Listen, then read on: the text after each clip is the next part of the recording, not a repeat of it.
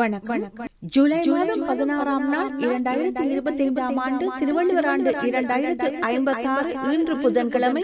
செய்திகளை தொகுத்து வாசிப்பவர் தமிழ் பிரபா. கருப்பு ஜூலை பொது நினைவேந்தலும் விடுதலைக்கான போராட்டமும் குரலற்றவர்களின் குரல் அமைப்பினால் யாழ் கிட்டுப்பூங்காவில் எதிர்வரும் 24 மற்றும் 25ஆம் திகதிகளில் முன்னெடுக்கப்பட உள்ளது. இதுவரை காலமும் இலங்கையின் கொடூர சிறை கூடங்களுக்குள் நயவஞ்சகமாக படுகொலை செய்யப்பட்ட தமிழ் அரசியல் கைதிகளுக்கான நீதி நியாயத்தை கோருகின்ற பொது நினைவேந்தலும் 30 ஆண்டுகள் கடந்தும் விடுதலையின்றிய சிறைகளுக்குள் வாடிக்கொண்டிருக்கின்ற தமிழ் அரசியல் கைதிகளின் விடுதலையை வலியுறுத்திய நூதன கவனஈர்ப்பு போராட்டமும் மக்களது ஒத்துழைப்புடன் முன்னெடுக்கப்பட உள்ளதாக தெரிவிக்கப்படுகிறது.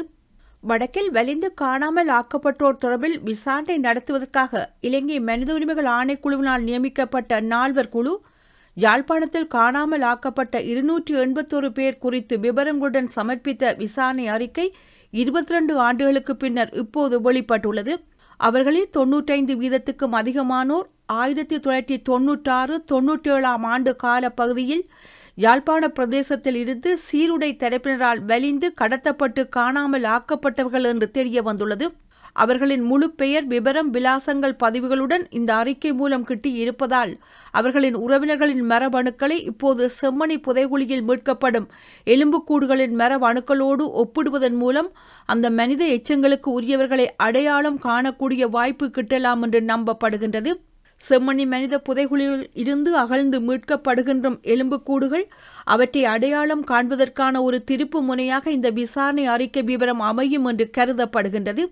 யாழ்ப்பாணம் செம்மணி மனித புதைகுழியில் இடைநிறுத்தப்பட்ட 2ஆம் கட்ட அகழ்வு பணிகளை எதிர்வரும் 21ஆம் தேதி மீள ஆரம்பிப்பதாக சட்ட வைத்திய அதிகாரி பிரணவன் செல்லையா நீதிமன்றத்தில் தெரிவித்துள்ளார்.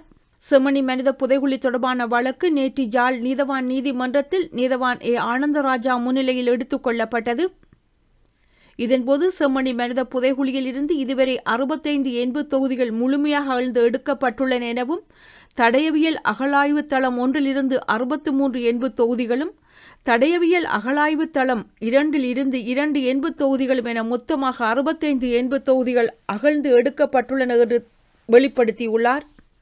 2ஆம் கட்ட அகழ்வு பணிகள் தொடர்பான இடைக்கால அறிக்கையும் நீல நிற புத்தக பையுடன் மீட்கப்பட்ட சிறுவனின் எண்பு தொகுதி என சந்தேகிக்கப்படும் எண்பு தொகுதி தொடர்பான அறிக்கையை மன்றில் சமர்ப்பிக்குமாறு அறிவித்த நிலையில் சட்ட மருத்துவ அதிகாரி பிரணவன் செல்லையாவினுடைய அறிக்கையும் தொல்லியல் பேராசிரியர் ராஜ் சோமதேவாவின் அறிக்கையும் மன்றில் சமர்ப்பிக்கப்பட்டன. மேலும் செம்மணி மனித புதைகுழி அகழ்வு நடவடிக்கைகளின் போது பாதிக்கப்பட்ட மக்கள் சார்பாக யாழ் மாவட்ட சட்டத்தரணிகள் சங்கத்தில் இருந்து காலையில் 2 சட்டத்தரணிகள், மாலையில் 2 சட்டத்தரணிகள் என்று கிரமமாக அகழ்வு பணிகளில் முன்னிலையாக மன்றில் அனுமதி கோரிய நிலையில் நீதிமன்றம் அதற்கான அனுமதியை வழங்கியுள்ளது. செம்மணி புதைகுழியில் நீல நிற புத்தகப்பை, சிறுவர்கள் விளையாடும் பொம்மை போன்றவற்றோடு அடையாளம் காணப்பட்ட எண்பு தொகுதி 4 தொடக்கம் 5 வயது கொண்ட சிறுமியினுடையது என்று சட்ட மருத்துவ அதிகாரி பிரணவன் செல்லையாவால் நீதிமன்றில் தெரிவிக்கப்பட்டுள்ளது. செம்மணி மனித புதைகுழி அடையாளம் காணப்பட்ட பகுதியில் குற்றவியல் சம்பவங்கள் இடம்பெற்றமைக்கான தடயங்கள் உள்ளன என தான் கருதுவதாகவும் வழமையாக உடல்கள் நல்லடக்கம் செய்வது போன்று அங்கிருந்து மீட்கப்பட்ட எண்பு தொகுதிகள் காணப்படவில்லை எனவும் தொல்லியல் பேராசிரியர் ராஜ் சோமதேவா தனது அறிக்கையை நீதிமன்றத்தில் சமர்ப்பித்துள்ளார். சம உரிமைகளை வெல்வோம், இனவாதத்தை முடிவுக்கு கொண்டு வருவோம் என்ற தொனி பொருளில் எதிர்ப்பு பதாகையில் கையொப்பமிடும் நிகழ்வு நேற்று கிளிநொச்சியிலும் இன்று மன்னாரிலும் இடம்பெற்றுள்ளது.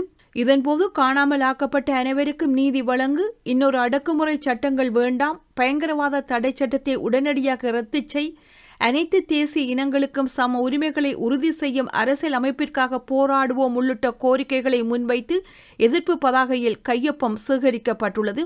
வடமாகாண ஆளுநர் வேதன் நாயகனால் வடக்கு மாகாணத்தின் 5 செயலாளர்கள், மாநகர சபை ஆணையாளர் மற்றும் பதில் ஆணையாளர் ஆகியோருக்கான நியமனங்கள் ஆளுநர் செயலகத்தில் வைத்து இன்று வழங்கி வைக்கப்பட்டுள்ளன.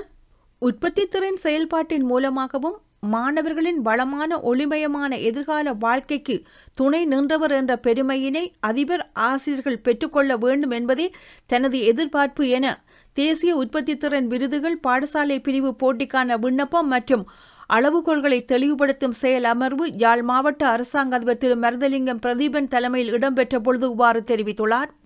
யாழ் குடாநாட்டில் 30% நிலப்பரப்பு அதி உயர் பாதுகாப்பு வலயம் என தெரிவித்து சட்ட ஏற்பாடுகள் எதுவுமின்றி சட்டவிரோதமாக அரசு கைப்பற்றி வைத்துள்ளதாகவும் பொதுமக்கள் தங்கள் நிலங்களுக்கு செல்ல அனுமதிக்குமாறும் தமிழ் தேசிய மக்கள் முன்னணியின் நாடாளுமன்ற உறுப்பினர் கஜேந்திரகுமார் பொன்னம்பலம் தெரிவித்துள்ளார். இந்த ஆண்டு ஜனவரி முதல் ஜூன் மாதம் வரையிலான 6 மாத காலப்பகுதியில் 1,44,379 இளைஞர்கள் வேலை வாய்ப்புக்காக வெளிநாடுகளுக்கு பயணித்துள்ளதாக இலங்கை வெளிநாட்டு வேலைவாய்ப்பு பணியகம் தெரிவித்துள்ளது. அமெரிக்கா இலங்கையின் மீது விதித்துள்ள பரஸ்பர வரி 30% வரியை இலங்கை குறைக்க தவறினால் அமெரிக்க ஆடை வாங்குகின்றவர்கள் குறைந்த வரி சலுகைகளை கொண்ட புற நாடுகளை நோக்கி திரும்பும் அபாயம் ஏற்பட்டுள்ளதாக ஆடைத்துறை வல்லுநர்கள் தெரிவித்துள்ளனர். இந்த 30% வரி ஆகஸ்ட் 1ஆம் நாள் முதல் செயல்படுத்த திட்டமிடப்பட்டுள்ளது. வியட்நாமுக்கு தற்போது 20% வரி விதிக்கப்பட்டுள்ளது. மேலும் இந்தியாவுக்கு 20%க்கும் குறைவான வரி இருக்கும் என்று எதிர்பார்க்கப்படுகிறது. இதன்படி இலங்கை மீது விதிக்கப்பட்ட 30% வரியை குறைக்க அனைத்து முயற்சிகளும் எடுக்க வேண்டும் என்று ஆடைத்துறை வல்லுநர்கள் வலியுறுத்தியுள்ளனர். இந்தியாவின் ஒரிசா மாநிலத்தில் ஆசிரியர் பாலியல் தொல்லை அளித்ததாக மாணவி ஒருவர் தீ குளித்து உயிர் இழந்த சம்பவம் அங்கு பரபரப்பை ஏற்படுத்திய நிலையில் அந்த மாணவிக்கு நீதி கிடைக்க வேண்டி ஒரிசா பேரவை வளாகத்தில் போராட்டம் செய்தவர்கள் மீது தடியடி நடத்தப்பட்டதால் பரபரப்பான சூழல் தற்போது நிலவி வருகிறது.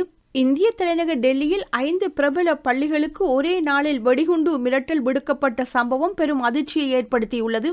தகவல் அறிந்த போலீசார் வெடிகுண்டு செயலிழப்பு நிபுணர்கள் மோப்ப நாய்களுடன் சம்பந்தப்பட்ட பள்ளிகளுக்கு விரைந்து சென்று தீவிர சோதனை நடத்திய பொழுதும் வெடிகுண்டு எதுவும் கைப்பற்றப்படவில்லை என தெரிவிக்கப்படுகிறது. இந்தியாவில் டெல்லியிலிருந்து பாட்னாவுக்கு 173 பயணிகளுடன் சென்ற விமானம் பாட்னா விமான நிலைய ஓடு பாதையில் நிர்ணயிக்கப்பட்ட தரையிறங்கும் ஓடுபாதை தளத்துக்கு முன்னரே விமானத்தை விமானி தரையிறக்கினார். விமானம் தரையிறங்கிய பின்னர் ஓடுபாதையின் நீளம் விமானத்தை நிறுத்த போதுமானதாக இருக்காது என்பதை உணர்ந்த விமானி புத்திசாலித்தனமாக உடனடியாக விமானத்தை மேல் நோக்கி எழுப்பினார்.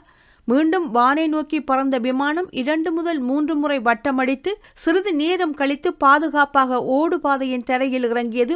இண்டிகோவில் இருந்த 173 பயணிகளும் நூல் இழையில் உயிர் தப்பியுள்ளனர். விமானியின் சரியான யோசனையினால் பெரும் விபத்து தவிர்க்கப்பட்டுள்ளது. ரஷ்யாவுடன் வர்த்தகம் செய்து அதன் எண்ணெய் மற்றும் எரிவாயு வாங்குவதை தொடர்ந்தால் சீனா, இந்தியா மற்றும் பிரேசில் கடும் தடைகளை எதிர்கொள்ள நேரிடும் என நேட்டோ அமைப்பின் பொதுச் செயலாளர் மார்க் ரூட் எச்சரிக்கை விடுத்துள்ளார். தொடர்ந்தும் வர்த்தகம் செய்து வந்தால் 100% பொருளாதார தடைகள் விதிக்கப்படும்.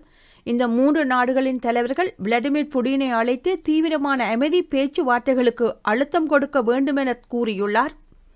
உக்ரைனில் அடுத்த 50 நாட்களுக்குள் ரஷ்யா சண்டையை நிறுத்த வேண்டும், இல்லாவிட்டால் ரஷ்யா மீது அமெரிக்கா கடும் நடவடிக்கை எடுக்கும் என்று அமெரிக்க அதிபர் டொனால்ட் ட்ரம்ப் எச்சரிக்கை விடுத்தார். 50 நாட்களுக்குள் போரை நிறுத்தாவிட்டால், சண்டை நிறுத்தத்திற்கான ஒரு ஒப்பந்தம் ஏற்படாவிட்டால் ரஷ்யா மீது அமெரிக்கா கடும் வரி விதிப்பு நடவடிக்கைகளில் ஈடுபடும் என்றும் தெரிவித்தார்.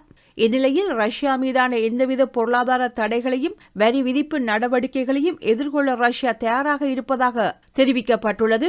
ரஷ்ய வெளியுறவு அமைச்சர் செர்கை லாவ்ரோவ் சீனாவின் ஜான்ஜில் நடைபெற்ற ஷங்காய் ஒத்துழைப்பு அமைப்பின் வெளியுறவு அமைச்சர் அளவிலான 25வது ஆலோசனையில் பங்கேற்றார். அப்போது செய்தியாளருடன் பேசியபோது இவ்வாறு தெரிவித்துள்ளார். உக்ரைன் போர் தொடர்பாக அமெரிக்க தடைகள் குறித்த நேட்டோ தலைவரின் எச்சரிக்கையை சீனாவும் நிராகரித்துள்ளது.